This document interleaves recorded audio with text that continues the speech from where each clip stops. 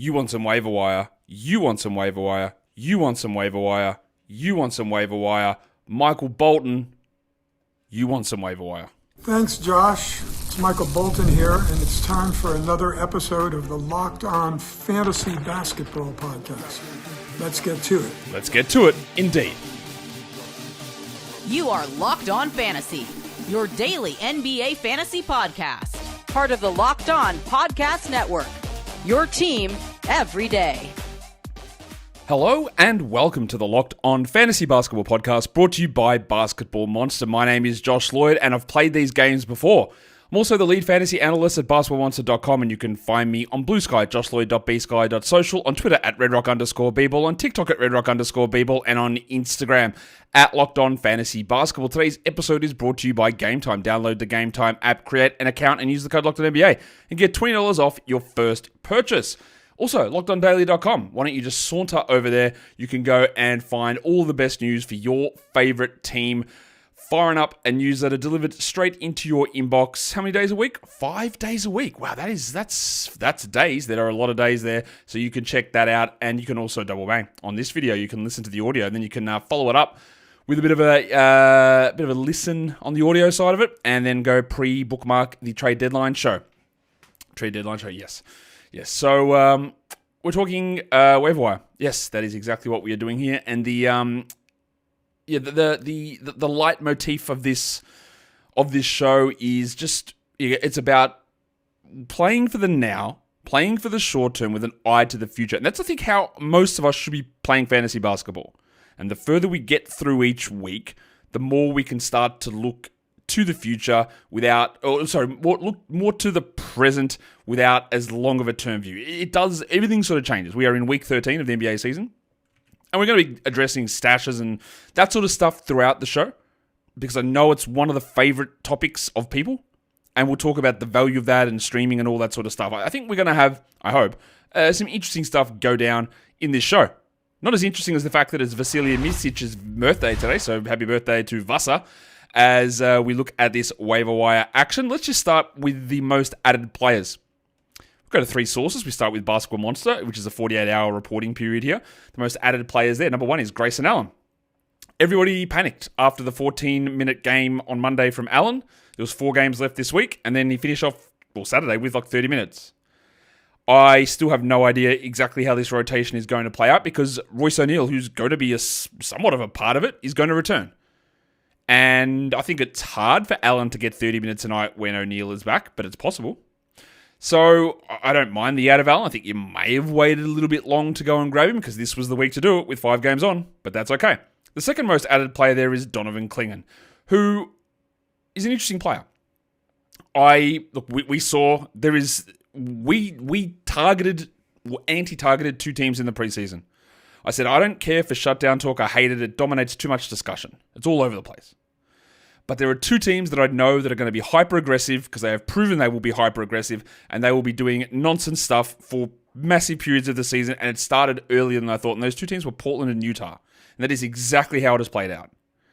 We are seeing nonsense in Portland and nonsense in Utah, and we have been for weeks. We had DeAndre Ayton and Robert Williams out across the weekend, and Clingan started. The problem is that when Ayton plays, usually Clingan does nothing. And I talked about this 2 games ago from Clingan, saying, I don't believe that this is the beginning of him just being a permanent starter, and I still have no idea about that. But if you want to grab him, you do it now, and you adjust it, and we see where it goes. But don't do it thinking that this is the end of Ayton's time. I think that you actually might be able to turn Clingan right now into a sell high, because there will be somebody, and maybe this is true, there will be somebody who goes, yeah, that's it, Ayton's done. Clingan's now playing 25 a night, every night, minimum, and we're good. I don't think that's the case. I do think that Clingan's going to get 25-ish through March. I also don't think that Clingan is a high-level long-term prospect, but that's, again, a personal opinion. But he's been added, and I get why. But there is always little bits and pieces of ways. How can I manipulate this to not even manipulate? How can I turn it to my advantage? Jared Butler, third most added player. It's been a wild run from Butler. He's only playing 20 minutes a night. It is almost impossible for a guard to get 20 minutes a night and be a 12-team league player. It is almost an impossible thing to do. He's been doing it somehow. Well, not somehow. He's taking every shot in the world. Brogdon's been out. Poole played 24 minutes in the last game. I don't really believe there's any real chance of this holding. But his last 3 games, he's averaging 19 points with a 33 usage. How's he doing it? Well, as always, it's really easy. 65% true shooting. All right. That's just not a real thing to do. So adding him is fine, but it is, I think, going to turn into a, hey, let's add the Justin Champagny. Let's add this guy. Let's add whoever. No problem with trying it. Long term, I really doubt it. The next 2 have more long-term value. Noah Clowney and Nikola Jovic. Noah Clowney, I'd love for him to do a little bit more that's not scoring, and it's going to get more complicated when Cam Johnson, Cam Thomas, and D'Angelo Russell all play. I'd love to see how they prioritize the minutes of Clowney. But for now, yeah, I would be rostering him, understanding that it's going to be ups and downs and some back-end stuff that probably elevates later. And the next one is Little Chungus, Nikola Jovic, who was excellent yesterday. Again, remember the opponent. It was Portland, who were terrible. And even Haywood Highsmith had a cracking game. And that's always a good barometer. If Haywood Highsmith can play well, anybody can. So Jovic is playing well. But we know that when you're coming off the bench and you're playing for Spoelstra, he might play 31 minutes, he might play 22 the next game. I think that he is, honestly, he might be even more of a rosterable guy to me than what Jaquez is, because there is a clear spot for Jovic to play. He can get 30 minutes a night irrespective of Butler deals, because Haywood Highsmith shouldn't be locked into 30 minutes a night, and he won't be. So I think Jovic is actually, at this point, fine to roster. The last name on that list is the cockroach Mason Plumlee, and I'm sorry, I just cannot get behind it. Understand that he might have been added because it was a back-to-back over the weekend, and he's a rebound specialist, but I don't think he's good. And that's going to bring me to a discussion on the Suns centers later on. I don't think he's good. I think Oscar Iguodala is actually going to take over from Plumlee at some point. I think Nurkić is cooked, unfortunately for any of us who drafted him, which you might think that Nurkić is terrible and this was so easy to see. I don't believe it was. There's no evidence to suggest that Plumlee was anywhere close to better than Nurkić in the offseason. Nurkić was actually very good last season. Budenholzer talked so much about what Nurkić was able to do this season, and then I actually don't think he's been as bad as what it's portrayed to be this season. But they needed changes, and it's easy to scapegoat Nurkić. I get that. But Plumlee, I don't think is the answer at all. Adding him for the back-to-back makes sense, and I wouldn't be doing that as a long-term thing. The most added players on Yahoo, which again is a less than 24-hour reporting period, Peyton Watson is number 1. Okay. While Aaron Gordon is out, we are seeing the minutes for him push up, 30 minutes plus a night. It won't be a long-term thing, but it's okay short-term. The second most added player is very interesting, Lonzo Ball. There's no Ayo Dosunmu, and now Kobe White is out. So Lonzo's starting today. Today, he is starting. And we said this, and I've said it a few times. If he gets 23 to 24 a night, we're interested. He's getting it. We're interested. It's easy to grab him at the moment and see what happens. Jaden Hardy is the next most added player. I fear that is chasing. He was really good in the last game. He played 29 minutes. I don't think we're going to get 29 minutes out of Hardy every time out. But in that short term, if you're just desperate for points, I get it. I don't think that that's a long-term thing. Kelly Oubre Jr. is putting up some pretty solid numbers with Embiid out. Embiid is hopefully maybe returning soon. Oubre's minutes are going to be secure, but we have seen there are games where he plays 38 minutes and has 10 points. I think we do roster him though. Jose Alvarado was pretty good in the last game as well. He played 23 minutes. He got 3 steals. I look at him as a steals specialist. And Murphy and Zion are returning. Herb is out, probably for the season. That doesn't mean that Alvarado is going to get 26 minutes a night. But we saw earlier in the year when they had everybody out and Alvarado played 33 minutes before he pinged a hamstring, he was a clear 12-team league guy. And I would prefer Alvarado over Hawkins and over BJ Boston. And the last name on that list is the most chase move I've ever seen in my life. It's Isaiah Joe, and that's okay because you might just be chasing threes on Sunday. Joe, last time out, hit 8 of them. All right, not going to do that every time. We're very, very well aware of that. And he'd also seen some of his minutes drop down. But with AJ Mitchell out for, let's say, basically the regular season, it appears, Joe's minutes might bump 2 to 3. But that is definitely not a long-term spot. Now look at the top names added on Fantrax, which is a 7-day reporting period. Number 1 is Triple H, Jaime Jaquez Jr., who started out the week with a bang. The next game was pretty good. The next game was not as good. And that's sort of where he has been. And we have 3 more games left of Jimmy Butler's suspension. I'll be very intrigued to see what happens when Butler returns. If he returns, if he gets traded. I think Jaquez's value probably isn't higher than, it's not going to get higher than what we're currently at. And I think he is going to be a fringy guy. But for now, he is a guy to roster for sure. Najee Marshall, most added in on Fantrax. I get that. I would probably have him a little bit behind Dinwiddie and Grimes at the moment, but he's totally cool there. Cole Anthony, yep, I've liked what we've seen from him. I don't really have that long-term faith in it, but for now, with Suggs out, it's okay. Bryce Sensabaugh, one of the most added players. He had 2 pop-off games and then got sick and hasn't returned. The Jazz are in the midst of a back-to-back. I don't know that he's playing on Sunday. I'll have to check that. I think he's still actually game time decision at the moment. But he is maybe a look to the future longer term player, but he is very empty. He's going to need multiple players out, which will happen at some point, for him to be a consistent 12-team league guy. But I think he'll be one of those guys that you add and then you drop him later on.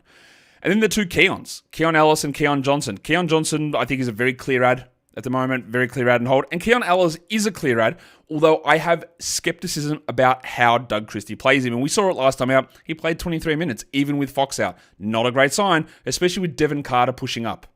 So yes, we have both Keons, and they're both 12-team must-roster guys. That does not mean that they maintain their status as 12-team must-roster guys. We're going to come back and talk about the most dropped players in a second. Before I do that, though, today's episode is brought to you by a new mobile game, Ultimate College Basketball HC. So if you've ever dreamed, and I'm sure you have lots of dreams, and I don't need to know all of them, but some of them, maybe they involve being a college basketball head coach. Well, now you can live that out.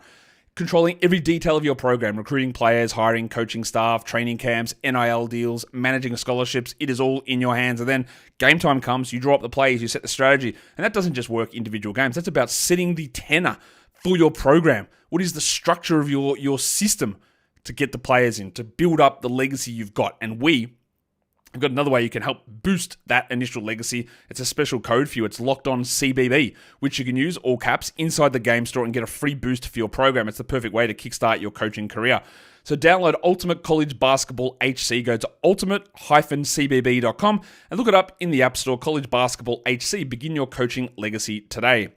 Today's episode is also brought to you by the Game Time app. Tickets, events, you love it, right? We all love going to events, but sometimes that process is frustrating. What's a good ticket? What am I seeing here? Why is these prices so high? What is this extra fee? What is going on? You hate it. But Game Time wants to make that process simpler, and that is where Game Time Picks comes in, filtering out the fluff, showing you the incredible deals on the great seats to all of the live events that you want to go to. They've got the super deals as well up there as well, where they highlight and go, hey, look at this, great deal, super deal in fact. And then you save extra money on it. Plus, the all-in pricing on the app enables you to not be surprised by additional fees at checkout. So take the guesswork out of buying tickets with Game Time. Download the Game Time app, create an account, and use the code LOCKEDONNBA for $20 off your first purchase. Terms apply. Again, create an account and redeem the code LOCKEDONNBA for $20 off. Download Game Time today. What time is it? Game time. All right, let's talk again. Remember, it is Vasilije Misic's birthday today, so happy birthday to the big fella. We are here talking waiver wire, and we're looking at the most dropped players over the last 48 hours on Basketball Monster. Number 1 on that list is Herbalife Jones.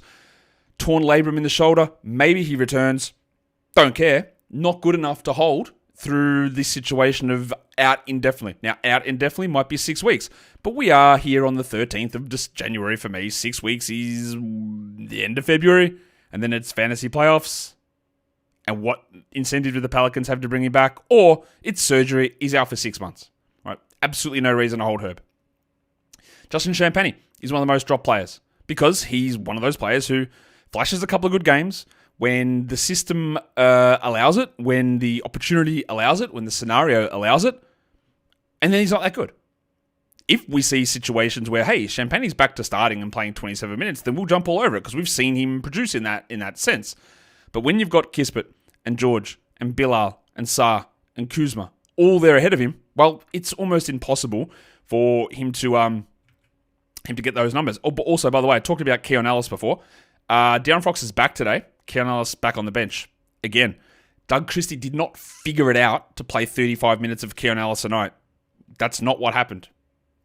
I'm still holding him. It's going to be we'll do the recap later today, very interesting to see what happens to Keon Ellis. Kentavious Caldwell-Pope has been one of the most dropped players in Basketball Monster. He's actually been playing really good, and you know me, I'm a massive KCP guy. Huge into him. Like, I talk about how good he is all the time. But for the moment, like, he's playing well, so I think that schedule-wise it makes sense, and we're going to bring that up a little bit later on. about playing the schedule and streaming, it does make sense if you wanted to move on from him. Scottie Pippen, easy drop. Ja Morant is back, so Pippen's doing nothing. The only reason to hold Pippen is to stash, waiting for a Ja Morant injury, and for the vast majority of you, that is a non-starter, and that is a way to lose your league. And why do I say that? Is because if you are in a standard league, you need every roster spot available all the time. You don't need one roster spot for the 250th best player, who might be a top 100 guy at a period that we don't know when will happen. It is just a losing proposition. You are a smart person. You are. You are a smart person. So you know if you're able to do it. Are you massively ahead of the standings? Are you in a weekly league? Are you in a roto league? Are you in a deep bench league where you don't need that roster spot? Then cool, do it. Otherwise, don't. Duncan Robinson's been dropped. Shocked he was actually rostered high enough to be dropped the most, but yep, no worries. And then Max Christie, who is very similar to a KCP type of a player. A streamable guy that doesn't have to be held on to. And someone brought up a question about this, and I have addressed it before, and I will address it later on in the show. Stay tuned for that. Talking about, well, if you say someone is just a stream guy all the time, why would you ever consider dropping them? Surely you just hold on to them. And I'll show you why when we get to that later on. On Yahoo, the most dropped player is Scoot Henderson. Yes, makes sense. There will be a time when Scoot is a 30-minute-a-night player and he'll be a must-roster guy. But I don't know when it's happening. It's not really coming up at any point soon here. So we don't need to, do anything with it. I'd say that's fair. Yeah, that's cool. The next most dropped player, Toumani Camara. He definitely falls into that, hey, should he be rostered situation? I don't think he should. I think he's, again, words are really important, and sometimes English, what a language, has so many multiple meanings. If I say I don't think Toumani Camara should be rostered, that doesn't mean that he has to not be rostered. It means you can have him, but you also don't have to. And I know that can be confusing, and we probably need better terminology, and I need to be more clear on stuff. You can have him. You also don't have to. He's just fine to add in and drop and add in and drop. Jaime Jaquez on Yahoo is one of the most dropped players, which is pretty wild to me. I guess people looked at last game and went, you didn't have 1 million points and 1 million steals, I'll move on. Again, I'm not going to be big into Jaquez saying, he's so awesome, you got to hold him through everything. But that was weird to see that name there. Equally weird to see that Donovan Clingan, one of the most dropped players. I guess that's a little fantasy points bias, and they didn't see big fantasy points from either of those guys yesterday. But pretty wild for me to see Jaquez and Clingan, two of the most dropped players. I didn't think that would be the case.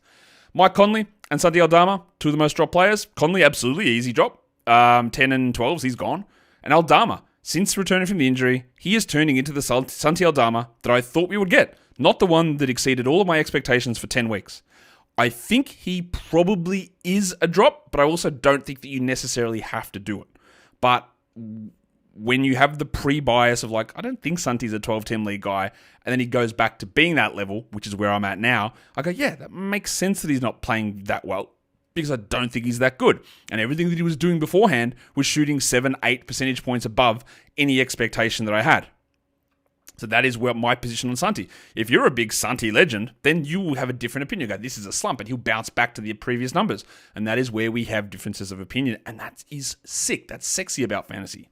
The most dropped players on Fantrax, 7-day reporting period. A lot of these ones you go, yeah, of course, but it's worth noting. Chris Dunn, Jaden Ivey, John Conchard, Derek Jones, Kelly Olynyk, and Jordan Clarkson. All those guys had moments. Ivy long-term injury, Conchar had a little run there, Dunn before Kawhi returned, Clarkson was putting up numbers. But that's what I like about that Fantrax 7-day reporting period list. Shows you how much changes in fantasy basketball over 7 days.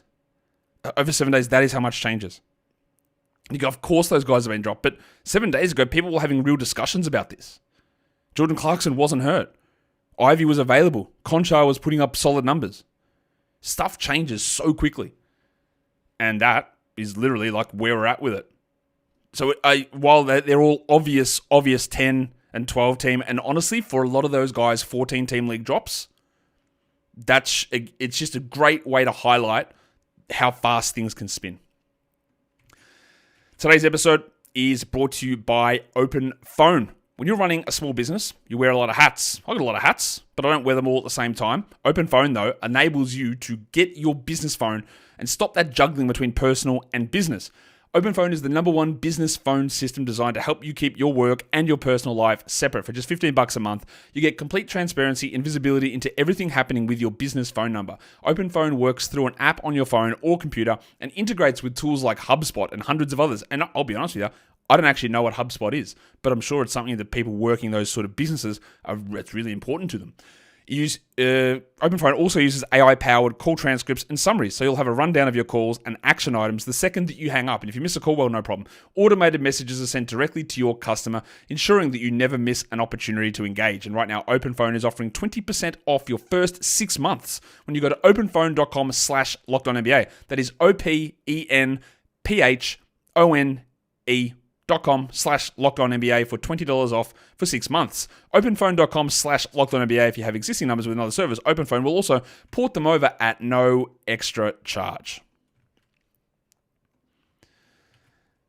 Okay, so we've done the most added, the most dropped. Let's look at must roster, and I think you know what I mean by this. We're looking at the next 2 weeks. These are guys who are all sitting at under 70% rostered on Yahoo. For most of you, they won't be sitting there. They'll be on rosters, but I just think that they should be rostered in the short term at the very least. Kelly Oubre, Trace Jackson-Davis, Andrew Wiggins, who have been dropped in some spots because the Warriors didn't play on the weekend. I think they need to be rostered. Jaime Jaquez, who I just talked about, not the biggest fan of him long term, but for the short term, yes, we absolutely do it. And the last one is Yves Missi, who I think gets a reprieve with Herb Jones being out long term. I still don't like the Zion and Yves Missi fit. In fact, maybe I'm going to pause this show. I'm going to have a look at what their net rating is when they play together. Hold on, I'll be back. I'm back. Wow, editing. The sample size is very small. It's only 84 minutes that Zion and Yves Missi have played together. That's an incredibly small amount. And I'll talk about Zion quickly in a second.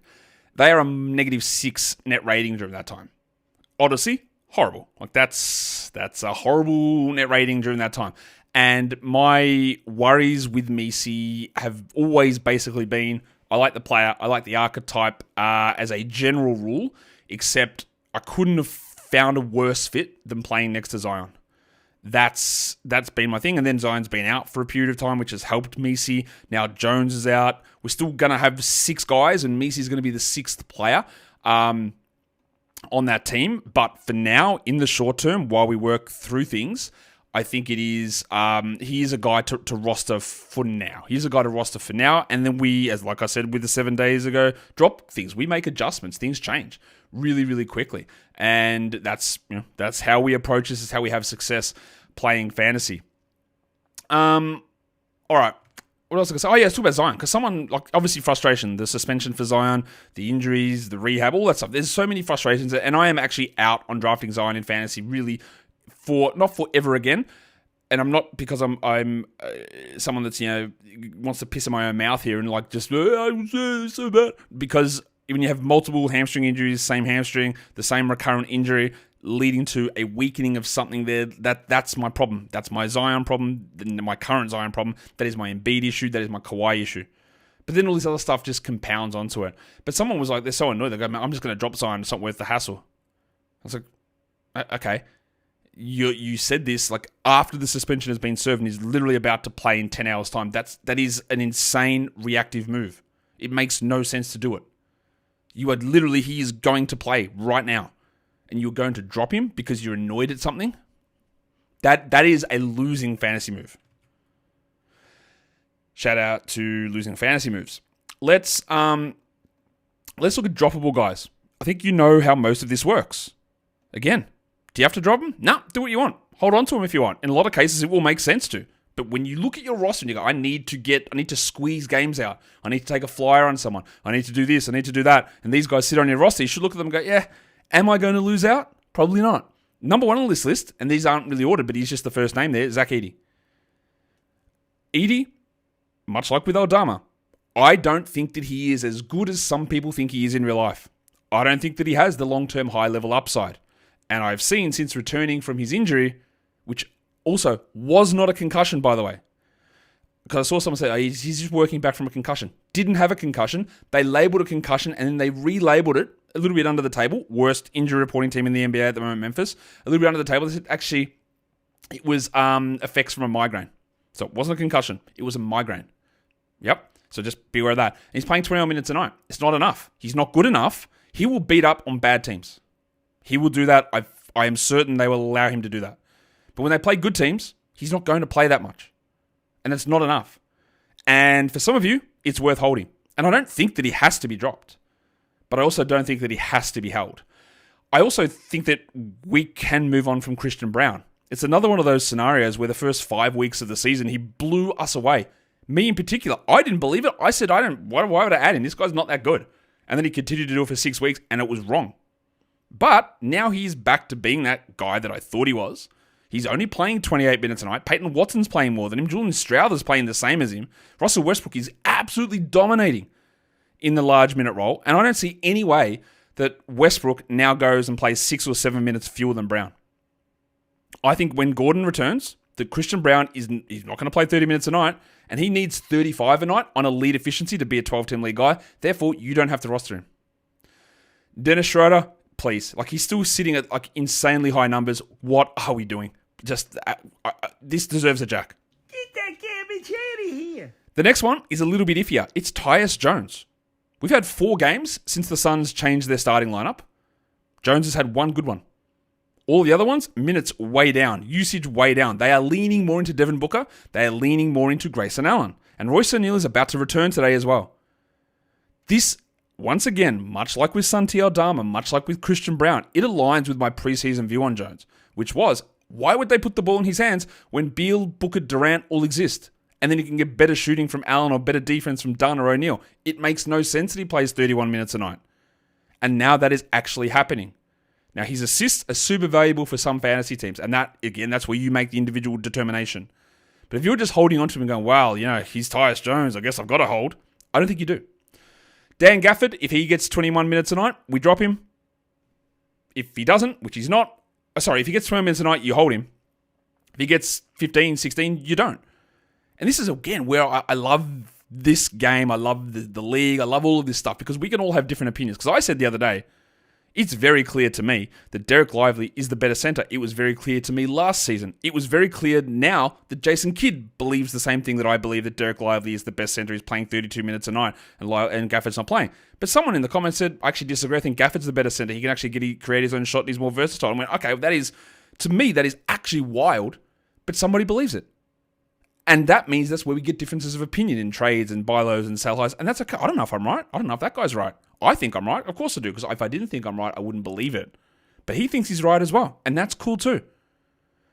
So if you've got Gafford and you actually believe that he's a better player than Lively and you think that those minutes will push back up to a minute split, then you don't drop him. But I don't believe that. So I don't think you need to hold him. And then the last name on there is Jusuf Nurkić. And Jack, very obvious, he plays 0 minutes. Right? That's an easy drop. Now, I know what you are saying and I know what you are thinking. I know. Josh is going to get traded somewhere else and ball out. I'm just going to hold. I mean, is he? We're 4 weeks from the deadline, so that's 4 weeks of probably zeros. Maybe it's 3 weeks of zeros. It's a lot of zeros. Can you deal with that many zeros? I don't know the answer to that. For the vast majority of you, the answer will be no, you can't. Is Nurkić, as a starter, which, by the way, he has been all season, is he good enough to hold through the zeros? Now, I think if he gets traded and starts somewhere, he would be a very useful player. But the rumor is, and I will be very, very clear but also cautious about reading trade rumors from aggregators and reading them as fact. Jusuf Nurkić will be traded to the Hornets for Nick Richards and something else. So Jusuf Nurkić will go to Charlotte and he'll start over Mark Williams? Why would they do that? What possible reason would Charlotte want to do that for? Oh, Nick Richards will come in, he'll be the starter in Phoenix. Is Nick Richards actually that good? Don't think so. And Richards, if he was to be a 30-minute a night starter, yeah, we would roster him. But we also had a full season of Nick Richards as a starter last season. Not good. 4 weeks of him as starter this season. Very good. So I don't know which one's real. But I wouldn't be making moves based on things that you think make sense and then somebody just throws it out there and you believe that it's going to happen. It might happen, but from doing this, and I said the other day I did 3,500 of these shows. I haven't. I lied. I've done 4,700. I was way off, right? For the amount of time that I've done this show, that sort of move works out, ballpark percentage, 10% of the time. Less, it just doesn't work out. These trades that you think are going to happen don't happen. These moves that you think are going to happen don't happen. Things change in the NBA so fast. So fast. And logically, Nurkić going to Charlotte to be Mark Williams' backup, where does that make sense? So yeah, I think Nurkić is droppable. And I think that when we are 13 weeks in here, we're in the 13th week of the season, that we need to be like, what's happening now? What am I getting right now? Unless you are just way above everybody else, and you can sit or look on things and benches and depth and roto and week, all those things come into play.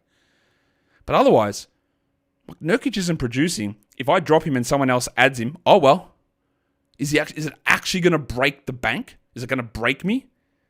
Probably not. And I would love for you to have differing opinions of that. That's what makes all this fun. So tell me what you think about that. Let's look at hot players. This show's going a little bit longer than I thought, and that's okay, I think. These guys are all inside the top 100 over the last week, category leagues. 55th ranked player over the last week is Tim Hardaway, who has had 2 absolute bomb games.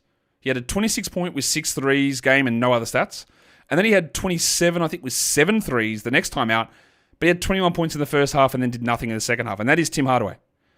If you want points and threes and you're happy for absolute nothingness, because look at the first 12 weeks of the season, go for it. If you do commit to adding Tim Hardaway, I would like you to at least consider doing it for multiple games. Because you might get a dud, a banger, dud, banger. Should I turn that into a wrap as well? Probably not.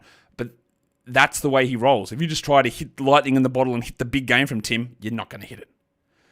Chris Boucher is the 66th ranked player. He has had some unbelievably good games. Mobo's in the G League. Olenek's minutes are down. I don't think that you need to chase what Boucher is doing. If you want, you can try it as a stream when you get desperate, when it's a schedule plus spot, whatever. But otherwise, no. Gershon Yabusele, 77th ranked player. Embiid is out. He's worth streaming. Embiid plays, absolutely not. And even the game when Embiid was out, it's been Drummond out as well. And Yabusele's had some big ones and some small ones. He's fine to have, and I would roster him in that spot. But long-term, no. Cody Martin's been 80th over the last week, and no one's really been out in Charlotte. Because he just does little things. Think Alex Caruso, but someone who's playing, which is amazing to say about Cody Martin. Because he will have 5, 5, and 5 with 2 steals, 2 blocks. Which is insanely valuable in category leagues. You just got to know how to use it. Quentin Grimes is 83rd over the last 2 weeks. He just needs to be on rosters, I believe, at this point, and we readjust it when Kyrie returns. And the last name on this list is Jaden McDaniels. And why is Jaden McDaniels on this list? Because he's 95th over the last week, which is very good. And that's what prompts me to bring this up. And I've talked about this before. So if you want to fast forward 90 seconds, let's say. When people say, if you say that he is a stream every game, Jaden McDaniels, and there are players that I say that for, then surely he's just a must-roster player. And he's 95th over the last week. That's really, really strong. The reason why I do not believe that Jaden McDaniels is a must-roster player is, well, first of all, I'm going to show you the graph that I have for Jaden McDaniels, the category league -1 weighted per game ranks on a rolling 2-week period. So it's like, we just say that November the 14th, so the 2 weeks before that. And November 15th, 2 weeks. November 16th, 2 weeks. So it's always just rolling every 2 weeks like that. I hope you know what rolling average means like that, right? I'll show you the graph of where he's ranked. The top of the graph is, a worse ranking. So, 200th, 250th. The bottom is when you get closer to the top, first, second, third. So it's 200 at the top, 1 at the bottom. So have a look at that graph, right? You can see that the wild variations here of McDaniels, and there was a period there in the middle of, or the end of December, where he had a period of 5 or 6 days where his rolling 2-week average was inside the top 100. And then he pushed back out and he's back to 200th. And now we're seeing him improve again back to around the 100 mark. Yes? So that is a lot of variation. The reason I don't believe that Jaden McDaniels is must roster, even though he's putting up top 100 at the moment and he's always on the stream list, is that I would much rather use that roster spot to stream in and get 5 games or get 6 games out of that roster spot. Or try the guy who's got an injury opportunity opening up to give me 3 games at top 50 numbers. And then I move on from that, and then it's back to a 3-game fortnight for Minnesota. Well, Jaden, you can pop in and use that spot. And then I'll see you later out of there. And then I'll grab the next guy. And then I'll do that. Versus, I think this guy's going to consistently give me good enough numbers that he just is the 3.8 games on average per week that Jaden plays is better than me using that spot for 6 games a week through streaming.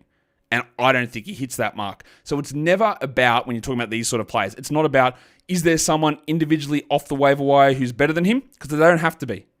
They don't have to be better than him. Is that roster spot, which I can turn from 3.8 games into, say, 5.5 or 6 games, plus the addition of hot streak players, injury replacement players that I can use in that spot, where does that equation balance? And to me, it is very clearly not in Jaden's favor. And that's also okay. And that's how I view it. If we look at some guys who I think are just some short-term injury replacement options, in Brooklyn, Tyrese Martin's been pretty good. I don't know that he will continue it. In fact, he probably almost definitely won't because there's Johnson, Thomas, Russell all to return. But for the short term, yeah, we've already talked Keon Johnson. He's a guy to roster. We've already talked Noah Clowney. Zaire Williams could also be in this mix. He doesn't seem to be pushing to 30 minutes.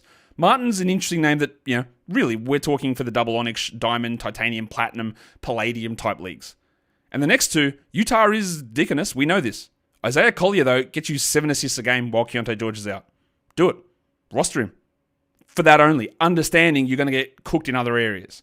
The other one to watch there is Kyle Filipowski. John Collins is, whatever's going on there, hip injury, 2 games out for personal reasons, hip injury again. What that adds up to? Lying. Hope his personal reasons, everything's okay, but it adds up to lying. And he is out. And now Walker Kessler's out today. And Larry Markin's dealing with a back issue. And Clarkson's significant injury. That's true. Keontae George's heel sore. It's all garbage. Right? So Filipowski, I think, is going to be a must-roster player at some point later in the year. More so than Michael Potter. More so than Drew Eubanks. I think Filipowski will be there. So he's just a name to watch, and for deeper leagues, we take a crack at it. And I've got 6 other names I want to talk about. Sticks, Jalen Smith is pushing up for some reason. I don't really know why people are adding Jalen Smith. He will be an absolute must-roster if Vooch gets hurt or traded. I've got no question about that. I don't think he's good, Jalen Smith, but he'll be an absolute must-roster. But people are adding him now. I guess there's a bit of pre-trade deadline stash. I don't know.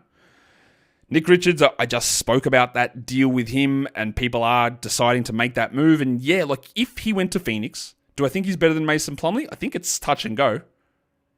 So I don't know that he'd necessarily be a must-roster guy. Max Strus has been putting up numbers that's making me look at him. Does he push past being a streamer? At this point, no. But he could get there. So he's definitely in the stream zone for me. Kaysen Wallace is probably must-roster, mainly just for the fact that you feel good that he's going to give you 2 steals basically every night he's out there. When Caruso plays, I would take him away from that list. Terry Rozier, a name that is worth talking about because he is just bad. I think we're actually there with him. I think he's washed. Man, what's going on? He can't do anything. He can't shoot. He can't score. He doesn't do anything. I have no problem dropping Rozier. And the last name there is one for us to pay attention to. It's Goga Badadze. First game with Banchero back, Wendell Carter played 3 more minutes. And I posited this as the theory, saying that I think there is a real chance that when Paolo returns, that Wendell's spacing and the way that he plays might actually lead to him playing more minutes than Goga. I wasn't confident on it. I'm still not confident on it, but it did happen in game 1. So we want to see what happens with Goga. And I do think that we might be pushing towards a Goga drop. I don't think you need to do it now, but don't rule that idea out. And that is a waiver wire show with twists and turns and detours. It was like an M. Night Shyamalan podcast. Or maybe not. Anyway, hit the thumb. Drop a comment. All that stuff below will be very, very nice. But also what's nice is just you just being good to yourself. Just honestly, just be good to yourself. Guys, we are done here. Thank you so much for listening, everyone. See ya.